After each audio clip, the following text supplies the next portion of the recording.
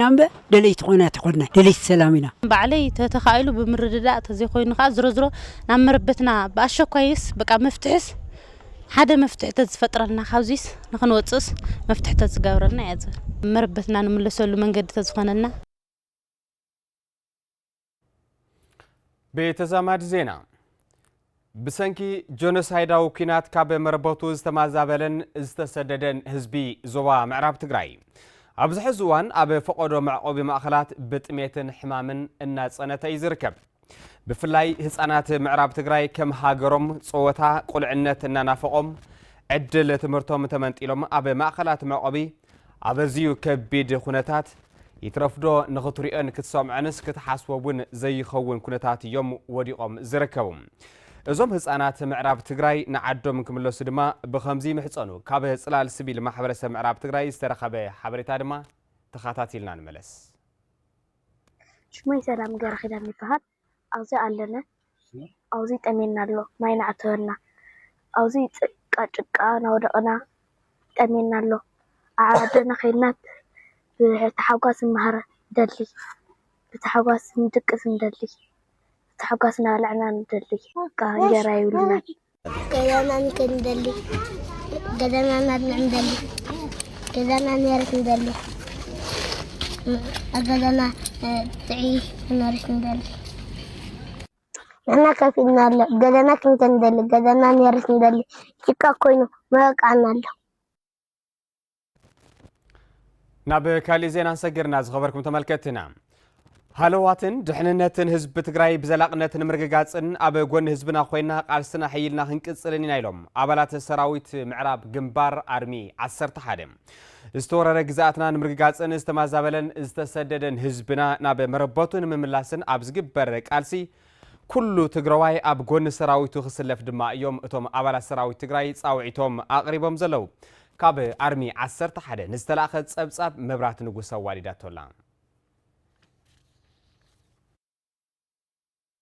ስርዓት ብልጽግና ካብ መፈለምቱ ስልጣንን ተቆጻጸር ጀሚሩም ህዝብ ትግራይ ካብ መድረገጽን ምጥፋእ መስቡሳት ሃገራት በመልፋን ኣብ ልዕሊ ህዝብ ትግራይ ንምዝራቡ ዝኸብድ ጽንተት ፈጺሙ እዩ ድሕሪ እቲ ጆኖሳይዳዊ ኩናት ውዕሊ ፕሪቶሪያ ብምፍራም እቲ ኩናት ጠጠዋላ እኳ እንተበለም ጆኖሳይደር ስርዓት ብልጽግና ግን እቲ ዝኸተሞ ውዕሊ ብምፍራስ ሕዝውን ኣብ ልዕሊ ህዝብ ትግራይ ዳግማይ ጽንተት ንምፍጻም ምድላዋት ወጊኖሎ ይብሉ አባላት ሰራዊት ትግራይ ከም ስርዓት ብልጽግና ድሕሪ ብዙሕ መሪር ተጋድሎ ተገዲዱ ውዕል ፕሪቶሪያ ፈሪሙ ማለት ግን አሚኑ ሰላም ደላይ ኮይኑ ዘይኾነስ ተገዲዱ ዝፈረሞ ስለዝኾነ ብድሕሪውን ዝገብሮ ዘሎ ዘርኢ ተጋሩ ናይ ምጽናት ስራሕ ዝገብሮ ዘሎ ሰላሕታዊ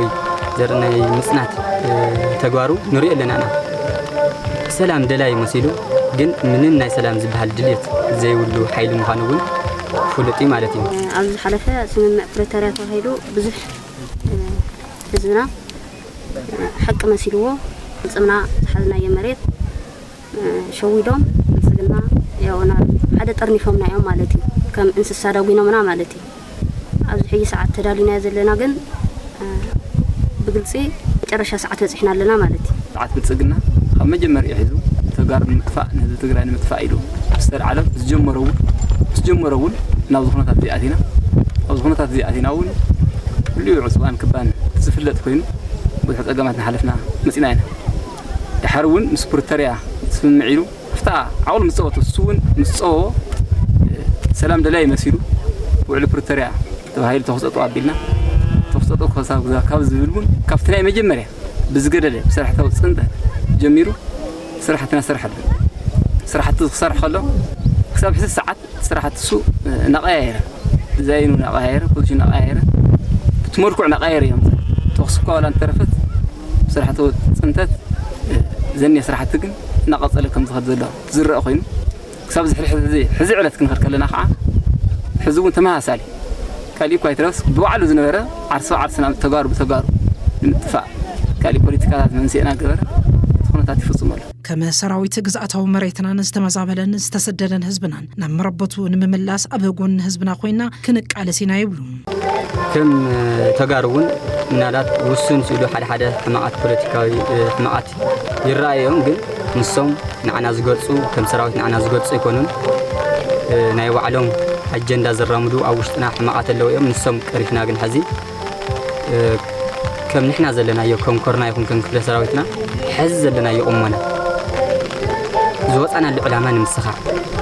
أكيد تدروي زله زنا نمربط من الناس كذات مريتنا نمرجعات أو تتنك أنا زله كل عينة مدلواتنا ودينا أنا مجرشة مريتنا نحن ملس تدلينا نينا مالتي كل زوجتنا عدالينا هزناون قدانا قصيولن مالتي قدم حجزنا ورا يفلطيو حجون هزنا قدانا قصيولن اب چندا زله يكون اب مربط زله يكون حزبي دغاف خوينو تقصلي زلهو مالتي سرعه بصقنا ناشوده سلام زلنا مسله تفنقل يا كندا ببكزيو نخموت اب كندا خوين نحلق تقارون عصا عرسنا زي تكبرنا زيناتنا زي تاريخنا تقارو خنطف شرحتنا فصمه سر تخزله انا خلنا كلامك صح زعلت أما تكلنا خوينا حزون دولنا تكاداليخا السطاطيمكا كم تبغض محجة جميرنا يعني برنا بحيل خان نكون مرتنا سام خنا يعني زعل نجونسايدر سرعة بلصقنا مسق أو محايلتات حبيرنا نمقلاسن اتسرعة نموداقن نسرحنا دما يبلو توم أبالات سراويت تقراين سرعة زي مسق أو محايلتات مس كلهم سرعة زي نخطف مسق أو محايلتات حاورا وطمرت فتيرنا لعلى وجزات مريتنا نمرقع سهون استمزاله هزنا خفتاتي وزلوا عن عصون نملقاق يهون طلع لا سرعه زي نمفراس ابناي مጨረሻ كم زلنا اغاطام بزي اغاطام زي خغلص يفوتو ማለት ነው ኢትዮጵያውያን ይዝዕሽ ዘሎ ማለት ነው ትግራይ ጥራሕ ዘይኮነስ መላ ህዝብ ኢትዮጵያውን ይዕሽዎ ከም ዘሎ ማንንም ይፍለጥ ማለት ዚና ይወረድኩም زي ታሪኽኩም ካሊ ነገር አይተመዝጉ ሁሉ ነገር ገዲፍኩም ከም ተና ያል ሕጂ ነበርና نابوتنا نابهلنا نولدنا نابتسرع محدارنا أتينا جزات مريتنا من ملاس سناخونكم مونغو أو تقرأي تسلفكم صبوا صراحة تصرحوا زبل حسابي زلني نلعلي كل تشح عصاز وصلوا مسدرا سوات كتما شرندا سلاسه معدال سايت بلان كمستسالته تحبيرهم أبتوان معدال ترغبهم مبرئ ذهبوا حلافي بيت صحفة حربين كوميشن كتما شرندا سلاسه تقرلاي قبر قرقس برهانه كم زغلصوم اتي زعدل زلو سايت بلان قدم كبل بممرحي كوميشن حربين تግራይ اب قبله 04 كود زوصلهم 830 وغنات قدم يلوم سايت بلان زوصد انتخونو لوم دما اب قبله 03 كود زوصلهم 1109 سدرا سوات سايت بلان كمستعدلو غليصوم أبومبر محبر سدرا سوات تقارلتي كتما شرندا سلاسه ايت ابراهالي مكونن بوغنم ناي سلستيو معراف سدرا سواتن دق سواتن بدرجه ختما لومي بعصان زوصلومن بلوك كود نستقبلن ركب سنه سرعات سايت بلان كمستخايد غلصوم مس قرب مريتن كحسان زغاطمو زنبر صقمات نمفتاح ممحدار تا ختما نزوصدو وسانه زمسكنو ايت ابراهالي نقصالون صقماتن حتوتاتن سدرا سواتن مفتاحن ادلاي دغفن مغبارن زملكوت اكال كله بتخرت كنخسر حلو دما صاوعيت اقرب ملو سايت بلان استقبلوا سدرا سوات بوغنم سايت بلان مقبالم حغوسات كم زخونن قصالي نحدحد ابز جبر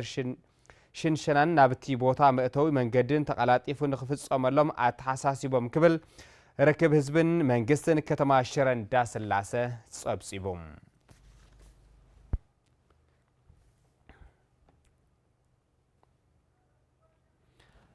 أنصار هلونا حزب تግራይ يسرح زلو فاششتاوي ولق ملاخي اجزاز اسرعات بلصقنا تقاليسكا نمسعر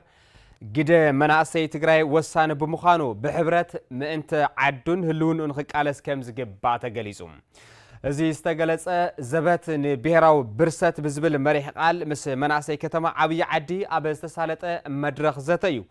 نصبصب مسارحتنا هايلاي جبر يوسف ملغيتا تادل خقربيو فاشست ولك ملاخه غزازا سرعت بلصقنا زاغيد وعلى سلام بريتوريا اب كندم تكبار حزون حزب تግራይ بسلاحتا نمصنات يسرحلو زبلو نت مدرخ زبت نبهراو برست من سي كتما عبي عدي زمرحو ابال فصام مسرح ماخلاي كوميتي ودب حوحت تغادالاي تخلاي غبر مدهن صلاي بمسرته حتى حزب تግራይ بسلاماو منقد اب كدم ملاس بغلباطو حزب تግራይ ملو يكصنيت يسرح بمهلاو حزون حزب تግራይ بزتودب قال سترحيو حتتاتو كم لزخليلوم جنوسايدو كينات العلينا استفصمه خمي كم زنبره اوزي زلو اكل كله يفلطو ازي ولا بوعل سممع بريتوريا ናይ ተኽሲ ጠጠው ናይ ምባል ስምምዕነት እንተነበረ ብመሰረቱ ግን ነቶም ሕቶታት ናይ ዝብሄር እዚ ክምልስ ኣይከኣለ ክምልስ ስለዘይከኣለ ህዝቢ ተወዲኡ ኣተሓሳስቡ ሓደ ኮይኑ بحر خوينو زقال سلوخنا تفطيرو نخوص انتان كحجز استفلالي سرحتات نمسرح تعلموا سرعه منغستنا نملس سلوخنا تفطيرنا اينا كلنا عم نفلطو ازي نتمخاتون من تان كحجزنا توديناون كنقالسو خغوطنا نزمصون بخل بزخونه منغدي كنقالاخلو ስለዚህ በናይ خالي አካል ዝረጋገጽ حلوات كيخونه ለለናስ በባዕልትና ኢና ክነረጋግጾ ንኽእል حلواتنا كم بيهر حدا خوينا نتخونتا تردينا انتنك على سطرح እዩ حزب تግራይ መንተላው ኣብ ዝገብሮ ቃልሲ ካብኦም ትጽቢት ዝግበር እጃም ንመውፋይ ድልዋቲና ዝበሉ ተሳተፍቲ መድረኽ ዝኾኑ መናሰይ በወገኖም ቃልሲ ህዝብ ትግራይ ዕውት ክኸውን ድማ ኣባላት ኣመራርሓ ተቃልሲ ዘለዎም ጸገም ኣብ መፍታሕ ብኡነ ክሰርሑ ጻውዒት ተቕሪቦም ኣለው ጸላይና እዩ ጽባሕ ይኹን ሎሚ እኔና ጎንኹም ትማሊሱ አየሰውያ ኣነ ድሉቲ መንሰ ትግራይ ስለዝኾንኩ ድሉቲ ግን أنا دلوتك خنت اللهو ولا عدين من هي ولا عدين من هي عيتبلوا نورمال غيركم روحوا انت حدا حدا خوينا نسال عينا خنمكت ندحر خوينا غن رايوا اسوعلوا تقودوا لهم زغدا انت تقامن رايوا حجون هز تقراي قولكم كون دحر خوين منس تقراي قولكم كون دحر خوين مجمرتا ناي وعلكم ممعر راي غورو صلاي ناي ناينا قدمون صلاي نيرو فزون صلاي على صلاعي لا درادر مهنيات يبني عفتنا نولو عفتو وجنا نولو ما رحينا جنس أجمعنا كفتحنا أي ترى سجم من إسر طريق كرئي أي تجاري خازون نحنا أو فينا أو زخانة سجم تلنا كنحبر سلام مسمسة لو جزاوتنا مستملسنا زملاس مستملسة زقرية مسقرية لنا علو نورا زم عري عمرار حفدرنا معرب تግራይ ተማዛዊና ኢና መጽና احنا ማለትዩ አብከና ኢና ነበር ናተሐሰና ነበር 6 ዓመት ሙሉ በተስፋ በጽባሕሎም ናተሐሰና ኢና ነበር መናሰይ ዓቅምና ሃለና ጉሎርና ሃለና ሰሪሕና ክንበላዕ አይቃልና ትግራዋይ አብይ ጥቅማ ኢኮኖሚ ናይ ኩላና ያዛህ ትግራይ ግን ናይ ኩላና بعقሚ ዝፈቀደና كلنا عقم زي ولد بلوجستيك ديو كله ببزلو تطويلو نتحجرنا صبق من تخن معبر تخوينا كلنا حسب تخوينا حنتلب تخوينا حزب تግራይ ይኹን መንግስቲ ትግራይ ድሕሪ መኽታሙ ውዕሊ ሰላም ፕሪቶሪያ ነገራት ብሰላማዊ መንገዲ ንምፍታሕ ከቢድ መስዋዕት ከፊሎምን እናኸፈሉን ከም ዝመጹ ዝገለጹ ተጋዳላይ ተኽላይ ይኹን እምበር ውልቀ መላኸ ገዛዛ ስርዓት ብልጽግና ሕዝውን ህዝብ ትግራይ መልኡ ንምጽናት ይሰርሕሎ ኢሎም ስለዝኾነ ድማ ህዝብ ትግራይ ምእንቲ ህላው ብርቱዕ ቃልሲ ክገብር ብፍላይ መንእሰይ ትግራይ እዚ ቃልሲ ኣብ ምዕዋት ዓቢ ሓላፍነት ዘለዎ ብምዃኑ ሓላፍነቱ ክዋጻእ ከም ዝግባእ ሓቢሮም ብመሰረቱ ብናይ ሰላም መማረጽ ገይሩ للنايو كرجاجز زي يخلو المعرفي بتسجون سلازي نحنا السلام خزون عبرتنا نسرح حزبي ودب ايو يخونن باي بمسألة عونتو خم المسألة مما رز حزنا جن وتوم أجمعتنا كنفتح كملسو زخلو لخناتات كن عيتفتري سلازي وكم بيهر كنودب كنتنكر كنحيل لنا كم خوينا دما كنتات كخير بزخلو لمنقد كنسرح يقبئنا مالت بستفرلي أمارات نبغاتكم زغرب زلو زينا مزيت نغزل إذا خبركم تملكتنا مريضكم تكهاتلنا سلزلهم دما عزينا أنا مسكل زيناتنا نغزل اليوم زبط بيراو برست بزول مريح جرحو استدالو مدرخ ذات سرحتنيات منجستي وردا إجلا تساليتهم أبت مدرخ استرخبو وانا محداري وردا إجلا ممهر ملقيتها تخلو كم زبلوهم مسل عرسو ساننا هلونا ننلو على لوتنا نزرقاقز صلاة حزب تግራይ مليخا بزي الداقم انت دمسوسن بخل مداي عقمنان حادنتنان انت نتنكرن يخبرو قاليصهم እቶም ዋና ማሕዳሪ ወሲኾም ምስ ጎረባብቲ ህዝብታት ዝግበር ዘሎ ርክብ ዘላቐ ሰላም ዘረጋግፅን ንጆኖሳይደር ስርዓት ብልጽግና ንምውጋድ ኣብ ዝግበር ቃልሲ ወሳኒ ግደ ዘለዎን ብምዃኑን ተጠናኺሩ ከም ዝቕጽል ብምሕባር ሃለዋትናን ድሕነትናን ብዘላቕነት ንምርግጋጽ ሰራሕተኛ መንግስቲ ካብኡ ትጽቢ ዝግበረሉ ኩሉ ብምፍጻም ቃልሱ ክሕይል ይግባ ኢሎም ኣለዉ ሓላፊ ቤት ጽሕፈት ውድብ ህወሓት ወረዳ እገላ መምህር መዝገበ ገብረአንያ ብወገኖም መጻ ዕድል ህዝቢ ትግራይ ዝውሰን ኣብ መቃብር ስርዓት ብልጽግና ምዃኑ ብምእማን ሕድሕድ ትግራዋይ ብስነ ልቦና ድሉ ኮይኑ መስርዕ ሰራዊት ትግራይ ከይዛሪ ኣብ ጎኒ ሰራዊቱ ተሰሊፉ ብቆራጽነት ክቃለስ ይግባ ኢሎም ኣለዉ ኣብቲ መድረኽ ሰራሕተኛታት መንግስቲ ዝተፈላለዩ ሕቶታቱን ርእይቶታቱን ዝቐረቡ ኮይኖም ህልውናን ድሕንነትን ህዝቢ ትግራይ ንምውሓስ ኣብ ዝግበር ቃልሲ ግብኦም ከም ዝዋጹ ድማ እቶም ተሳተፍቲ ኣረጋጊጾም ኣለዉ ብዝተፈላለዩ ጸለመን ሓሶታትን ህዝቢ ትግራይ ክርዕድ ዝገብሩ ኣካላት ኣደብ ክገብሩን ሕጋዊ ስጉምቲ ክውሰደሎምን እውን እቶም ተሳተፍቲ እቲ መድረኽ ሓቲቶም ኣለዉ እቶም ተሳተፍቲ ወሲኾም ብፍላይ ሰራሕተኛ መንግስቲ ደመወዝ ዘይምኽፋሉ ኣብ ዝኸፈ ኩነታት ስለ ዘሎ መንግስቲ ፍታሕ ክገብር ብምጽዋዕ ካብ ህዝባዊ ግልጋሎት ክሳብ ጫፍ ግንባር ተሰሊፍና ግቡና ክነበርክቲና ኢሎም ክብል ጸብጻብ ሓበሬታን ርክብን ወረዳ እገላ ንድምፂ ወያነ ትግራይ ኣብ ዝለኣኹ ሓበሬታ ኣመላኺቶሎም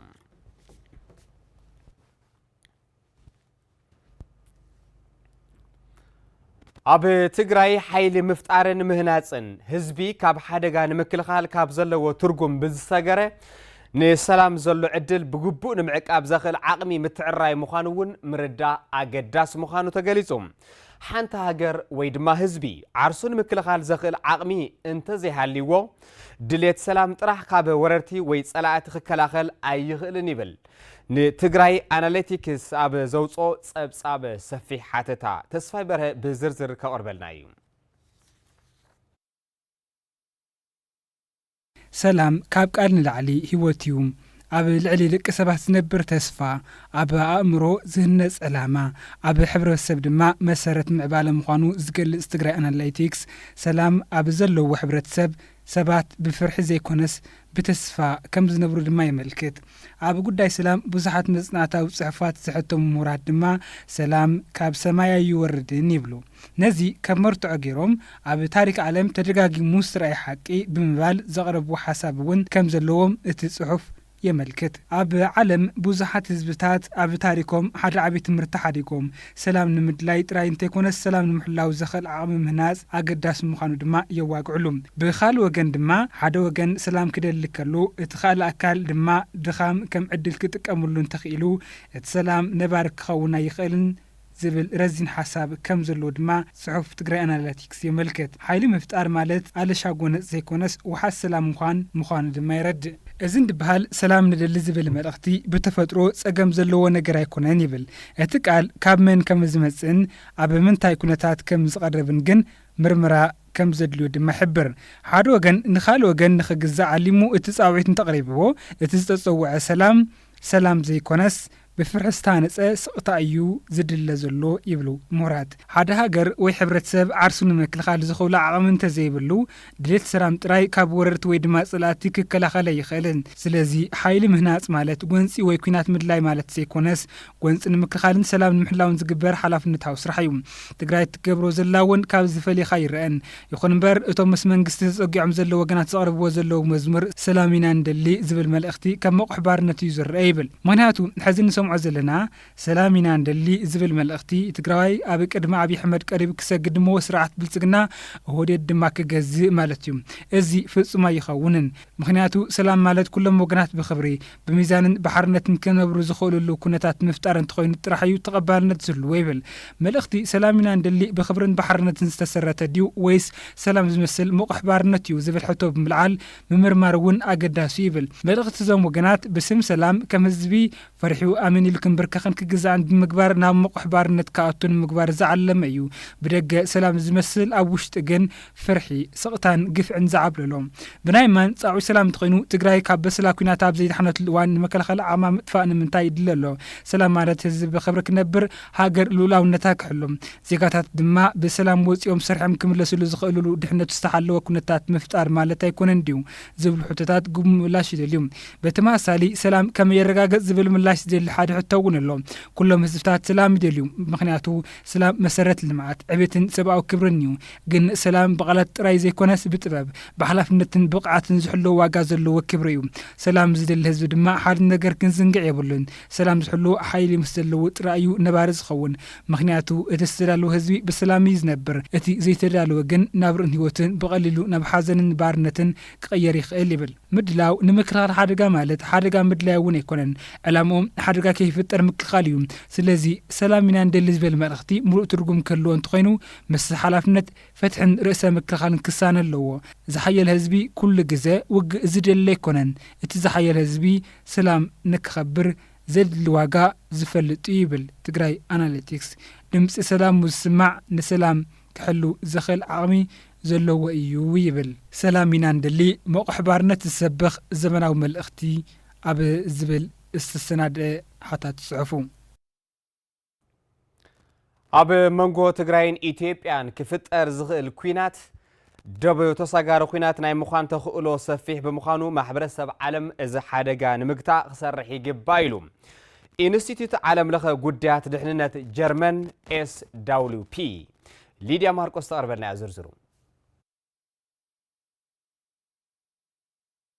ኣብ መንጎ ትግራይን ኢትዮጵያን ክፍጠር ዝኽእል ኩናት ዶብ ተሳጋሪ ኩናት ናይ ምዃን ተኽእልኡ ሰፊሕ ብምዃኑ ማሕበረሰብ ዓለም ንምግታእ እዚ ሓደጋ ክሰርሕ ይግባእ ኢሉ ኢንስቲትዩት ዓለም ለኸ ጉዳያት ድሕንነት ጀርመን SWP እዚ ብኣተሓባባሪ ምርምር ጉዳያት ኣፍሪካ ማእኸላይ ምብራቕን ዶክተር ግሪት ክሩዝ ተሰናድዕ ዕላዊ መጽናዕቲ ከም ዘመላኽቶ ኣብ መንጎ ሰላምን ኩናትን ዘሎ ተኣፋፊ ኩነታት ዝሃገር ናብ ኩናት ክእቱ ዝኽእል ግልፂ ተርእዮታት ምህላው ይገልጽ ኣብ መንጎ ትግራይን ኢትዮጵያን ዝነበረ ኩናት ስዒቡ ዝመጸ መስርሕ ሰላም ፕሪቶሪያ ኣብ ብዙሓታት ተስፋን ቢሩን ተነበረውን ብወገን ትግራይ ተጻውኦታት ካብ ዘልዕሉ ዘረባታት ምእዳብ በርታት መሰረታዊ ግልጋሎት ምኽፋት ሙሉእ ትሕብር ምግባር ከበድቲ ኣጽዋራት መንገዲ ሕብረት ኣፍሪካ ናይ ምርካብ ስራሕቲ ሰሪሑ ይብል ኢንስቲትዩት ዓለም ለኸ ጉዳያት ድሕንነት ጀርመን ብኣንጻሩ ብወገን መንግስቲ ኢትዮጵያ ኣካልት ስምምዕነት ዝኾነን ክፍጸም ዝግብኦን ግዝኣታዊ ሓድነት ትግራይ ክኽበርን ከኽብርን ዘይምኽኣሉ ዝተመዛበሉ ተጋሩ ናብ መረበቶም ክምልሶም ዘይምኽኣሉን ሓድሽ ኩናት ዝፈጥር ዘኽእል መንገዲ ምዃኑ ይገልጽ ኢንስቲትዩት ዓለም ለኸ ጉዳያት ድሕንነት ጀርመን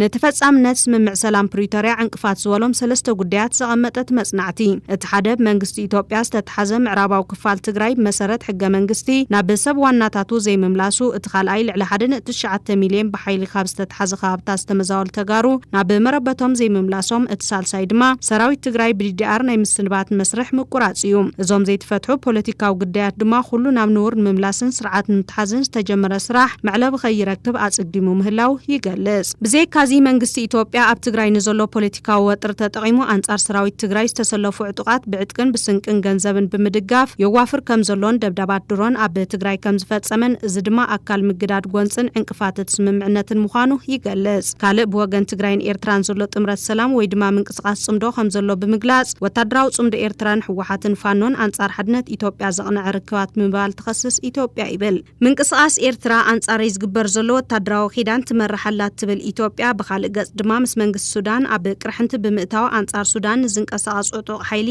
RSF ምስ ሕቡራት ኢሚሬት ዓረብ ብምዃን ብዕጥቂ ብስልጠና ብሓገዝ ወታደራዊ መጓዓዝያን ሽፋን መጥቃዕቲ ድሮን ትህብ ከም ዘላ ንመረዳእታታት ብምጥቃስ ይገልጽ እቲ ብመንገዲ ኢንስቲትዩት ዓለም ለኸ ጉዳያት ድሕንነት ጀርመን ዕላዊ ዝኾነ መጽናዕታዊ ጽሑፍ ኣተሓባባሪ ምርምር ጉዳያት ኣፍሪካ ማእኸላይ ምብራቕን ዶክተር ጌሪት ኩርትዝ እዚ ድማ ይብል ብክልቲኡ ገጽ ዘለዋ ስዑድ ዓረብን ሕቡራት ኢሚሬት ዓረብን ዝዝዕዝዖ ነዳዲ ኩናት ተወሳኺ ባርዕ ዝፈጥር ምዃኑ ንዝስዒቡ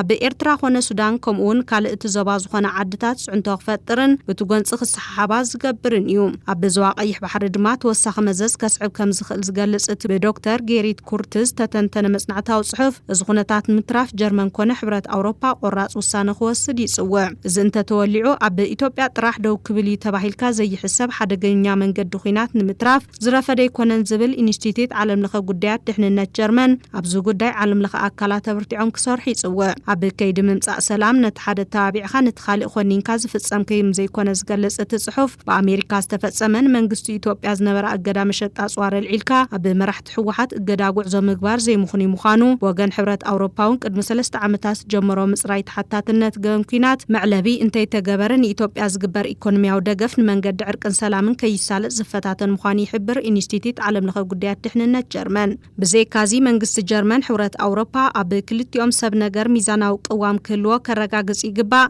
ኣብዚ ከባቢ ኩናት ከይውላዕ ጀርመን መንግስቲ ኢትዮጵያ ክትተሓሳስብ ይግባእ ክብል ይገልጽ ምእንቲ ዝብል እቲ ኢንስቲትዩት ወገን ትግራይ ኣስመራ ኮነ ኣዲስ ኣበባ መግለጽታት ጎነጽ ደው ክብሉ መንግስቲ ኢትዮጵያ ኣብ ትግራይ ዝገብሮ ዘሎ ኢኮኖሚያዊ ተጽዕኖ ከብቅዕ ሕወሓት ድማ ፖለቲካዊ ፓርትነቱ ቅብል ኮይኑ ክጽል ሕብረት ኣፍሪካ ሕብረት ኣውሮፓ መንግስታት ኣሜሪካ ኬንያ ደቡብ ኣፍሪካን ስዑድ ዓረብን ቱርክን ብዓለም ለኸ ሽምግልና ሃናጽ ብጽሒቶም ክፍጽሙ ብትኹረት ክምራሕን ክስራሕን ይግባእ ይብል ኢንስቲትዩት ዓለም ለኸ ጉዳያት ድሕንነት ጀርመን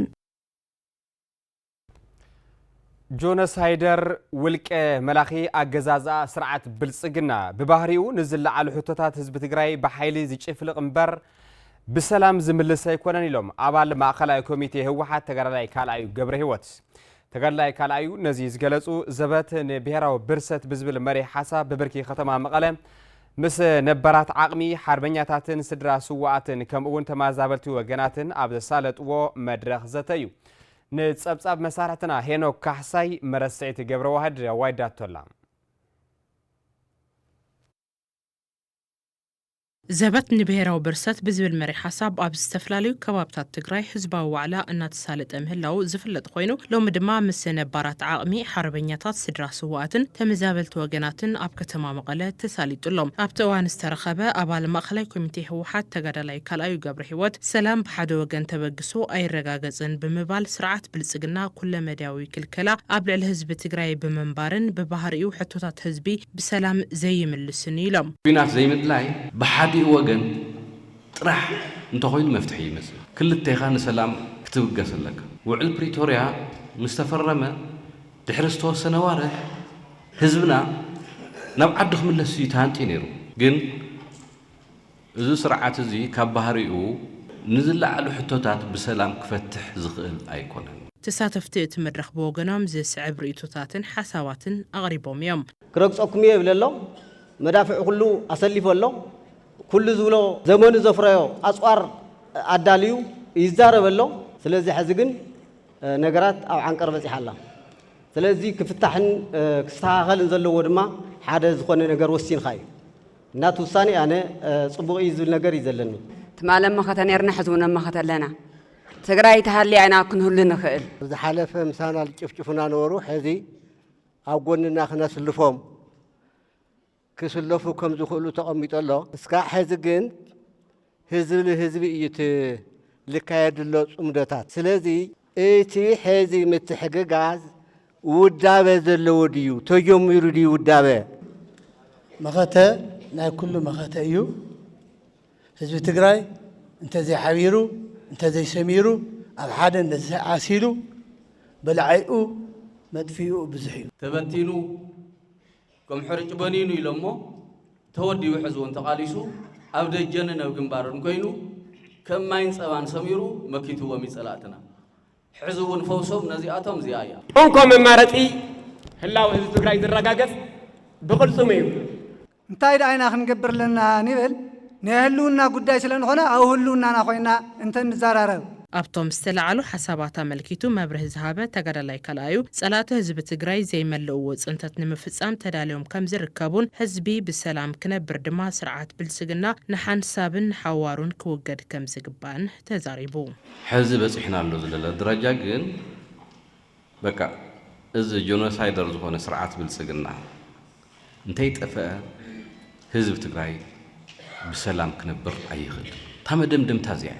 ተሓንቲ ክንራዳእላ ዘለና ነገር እውን እዚኣ እያ ኣብዚ ኣዋጅ እዚ እንታይ ተቐሚጡ ኣሎ ህዝቢ ትግራይ ንምብራስ ዝመጽእ ጽላእ ኣሎ እዩ ስለዚ ኩሉ ህዝቢ ትግራይ ዓቕሙ ዝፈቐደሉ ብዕድመ ብጥዕና ዝፈቐደሉ ነዚ ወራር እዚ ምምካት ግቡእኻ እዩ እያ ትብል ግቡእኻ እዩ እዚ ማለት ኩሉ ሕጊ ውፅኢና ብሕጊ ክነሰልፎ ማለት ይኩን ኣብ ሰለስተ ምዕራፍ ዝተጋደለሉ ዘጋደለሉ ኣብ ሰለስተ ምዕራፍ ምንም ኣስተዋጽኦ ዘይገበረውን ኣሎ ኣፍታ ፍርያት ግን ቅድሚት መጽዩ ዝስራዕ ኣሎ ኣፍተን ጥቕምታት ግን ቅድሚት ዝሻመሉ ስለዚ ትግራይ ናይ ኩላህና እያ ኩላህና ንጋደለላ በዚያቢልና ድማ ናብ ጸብጸባት ስፖርት ኢና ንሰገር ዝኸበርኩም ተመልከትና ሓቢርና ንከታተል